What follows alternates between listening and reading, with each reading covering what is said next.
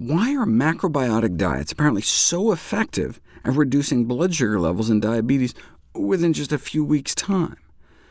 Because the diet is centered around whole grains, brown rice, barley, and millet, maybe the high fiber intake is improving the gut microbiome, the friendly flora in the colons of diabetics, and that's leading to a reduction in insulin resistance? Or maybe it's because it also has lots of vegetables. Maybe it's kind of correcting some kind of low-grade acidosis from the high levels of animal protein in their regular diets.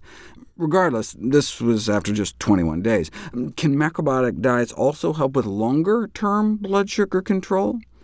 How about a 6-month dietary intervention with wildly out-of-control blood sugars? Hemoglobin A1C offers a sense of one's average blood sugars over the previous few months, so an A1C level of 5 would mean over the last few months your blood sugars have been in the kind of double digits most of the time, meaning your sugars have been normal, healthy, non-diabetic.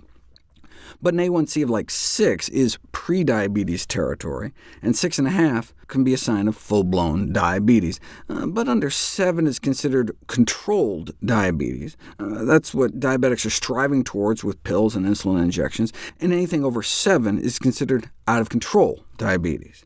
The average A1C level in the macrobiotic diet study started out off the charts at 12.6, meaning for months they've been averaging blood sugars in the 300s, despite all being on insulin injections.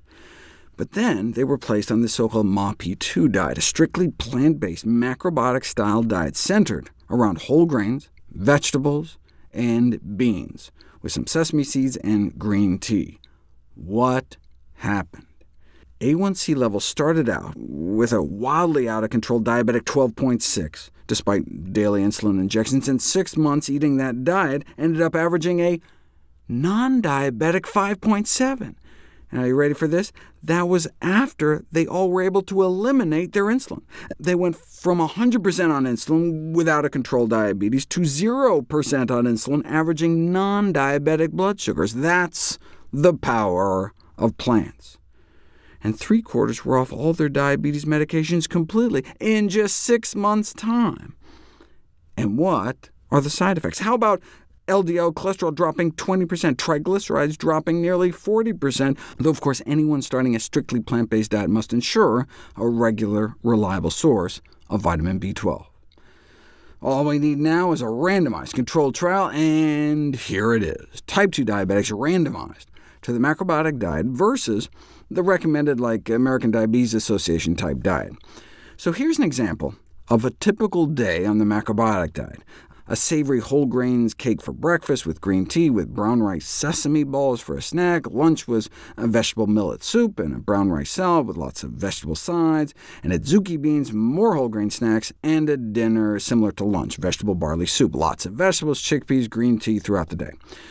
Whereas the more standard diabetic diet group got a day like this: low-fat milk, whole wheat bread, kind of a Mediterranean lunch with vegetables and beans, fruit for a snack, and a bean and vegetable soup, whole grain bread. Agretti is like a green leafy vegetable, and baked fish. I have to say, that's a pretty healthy, controlled diet. I mean, they could have compared it to some trashy diet, but they wanted to be like, look, this is what the diabetes groups say is best, so let's stack our diet against theirs. OK, so what happened? The macrobiotic diet won out on every measure of blood sugar control. Check out these numbers. They all started out with fasting blood sugars in the 120s. That's bad, but they were, after all, diabetics. Normal fasting blood sugars, like when you wake up in the morning before breakfast, should be at least down in the double digits, under 100.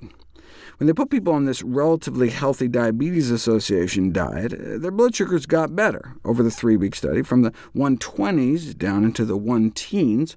So that's like the best the official diabetes-recommended diets can do. Compare that to an isocaloric macrobiotic diet, meaning the same number of calories. This is what the macrobiotic diet did, better within days, and hitting normal fasting blood sugars within a week. 100% of those on the macrobiotic diet got down to at least under 110, whereas less than half of those on the diabetes diet did. And this was on fewer drugs. In the control group, one person was able to reduce their oral hypoglycemic medications, whereas 5 of the 7 on such drugs in the macrobiotic group had to stop taking them. Otherwise, their blood sugars would have fallen too low. So better results on fewer drugs. That's the power of a really healthy diet. And just as an aside, what a poke in the eye with a sharp stick this study was to the low-carb crowd. Look at this. They took diabetics and put them on a 73% carbohydrate diet, adding 100 grams of carbs to their daily diet, and in the form of grains. And what happened? Did their blood sugar skyrocket out of control? No, they got better, significantly better, in a matter of days, with average fasting blood sugar starting out at 129, falling to 95, and holy moly, look at their LDL cholesterol down to 62, a nearly 48% drop in 3 weeks.